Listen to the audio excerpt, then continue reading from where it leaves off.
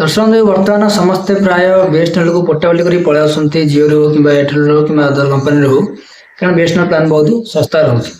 तो आज वीडियो में जनइबी आपको कि आपको प्लान चेंज करा दरकार कि नहीं प्रोवाइडर सर्विस प्रोवाइडर जो बीएसएनएल हो कि कौन कंपनी चेंज करा दरकार नहीं कि जिओ रू बीएसएनएल को आसा दरकार कि नहीं पोर्टेबिलिटी कले कौन कौन सब असुविधा अच्छी कौन फायदा अच्छी वीडियो प्रथम आप बीएसएनएल सिम यूज करना चाहते तो प्रथम मन रखु कि बीएसएनएल 3G टा बंद कर जेहतु 5G लॉन्च कर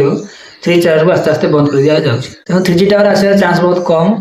तेणु टावर ऊपर आप 4G टावर सब लॉन्च कराए ना जमी बर्तमान प्राय ना बहुत छोट छोट जगह लॉन्च होती भुवनेश्वर में 4G टावर ठीक है आसुना आम कंपेयर करें कि जिओ प्लान और बीएसएनएल प्लान पार्थक्य कौन होती देखो पाखापाखि 150 टकर अधिक पार्थक्य रही है जिओ बीएसएनएल प्लान भितर जो बीएसएनएल 108-10 टकर मात्र प्रतिदिन 1GB मास पर्यंत अनलिमिटेड कॉल पाई पाखि जिओ 300 टका पर्यंत पाखापाखि देवाक पड़े जो 1.5 मिलूँ कि पाखापाखि 200-150 पार्थक्य रोचे। तो यहाँ प्राय समस्त भावुं कि एक्चुअली बताऊँ एक्चुअली पार्थक्य कौन रोचे प्लान भर कौन चेंज रोचे। तो प्रथम कहूँ देखो जिओ आपको अदर प्लाटफर्म दौरान जिओ टीवी आप देखिपारे जिओ सिनेमा एप्लिकेशन मागଣା यूज कर ओके एवं जिओ सब प्लान है सब जिओ कलर टोन जो अच्छे प्रति मास गोटे थर फ्री चेंज करेंगे कि कलर टोन फ्री रख कलर टोन पे जिओ आप कौन चार्ज नहीं ना और आगुरी पूरा अनलिमिटेड कर प्रतिदिन चेंज कर पारे कि पेमेंट कर देती कि आप मसे थरे चेंज करूँ कारण समस्ते बारंबार चेंज करते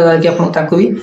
सर्विस प्रोवाइड कराया पड़ा कार कि चेंज कर एक्टिव ना होगा मोर एक्टिव क्या होनी बाध्य जिन कर रेस्ट्रिक्शन दी जाए कि मागणार कलर टोन प्रोवाइड कर जिओ कि बीएसएनएल से कौन सर्विस प्रोवाइड करनी गोटे कल करना बीएसएनएल देखो आपंकर जदि आप प्रथम देखते आप कौन अच्छे जब आप स्टूडेंट अच्छा पाखे रिचार्ज करने पैसा पत्र असुविधा होता है बीएसएनएल निश्चय स्विच कर जीटीवी हो कि सिनेमा हो कि कौन कलर टोन हो ताकू यूज न करके स्किप कर पारे जब इंस्टाग्राम किसी पिला अच्छा स्टूडेंट थी इंस्टाग्राम बहुत रिल्स मिस करती तो बीएसएनएल बहुत प्रोब्लेम करे कारण तार स्पेशल नेटवर्क एरिया गले ही वीडियो अपलोड करेंगे कारण फेसबुक इंस्टाग्राम वीडियो अपलोड करेंगे सर्वर प्रोब्लेम जिओ बोली चलुची आप अलग सिम कि बीएसएनएल सिम मुझे ट्राए कर चेष्टा कर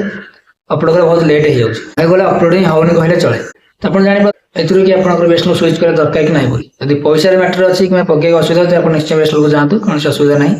बाकी मुझे सजेस्ट करेंगे अपेक्षा करूँ कारण बीएसएनएल टावर बर्तमान अपडेट कराया 5G सिम ही प्रोवाइड कराया 5G 4G आस 5G आसो 3G टावर आसार चांस बहुत कम 3G टावर पूरा बंद करने चेस्ट कर Ratan Tata mission BSNL partnership कर तेणु अपेक्षा करूँ कि अपेक्षा कला ऑटोमेटिक